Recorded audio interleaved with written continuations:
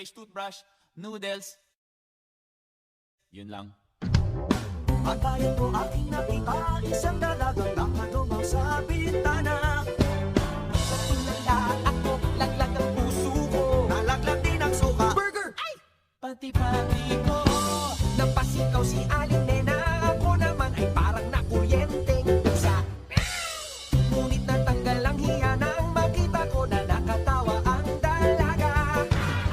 Panay ang sorry ko sa pagmamadali, nakalimutan pa ang sukli ko.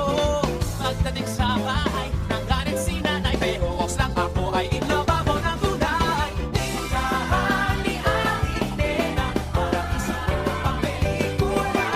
Mura na ang sari-sari pa ang kinikigil na, pero ang tanging nais ko ay pinabibili ng pera. Pumunta ako sa tindahan, kinabukasan para makipagkilala. La la la la la. Ngunit sabi ni Aling Nena, Habang maagaw niya, huwag ka nang umasa. Aalis na pagtantana ng 3 araw na lang ay bakbay na. Tindahan ni Aling Nena, parang isang pang pelikula.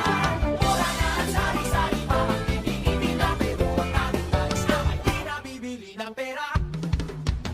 Hindi mapigil ang damdamin, ako'y nagmakaawang ipakilala. Bayad daw siya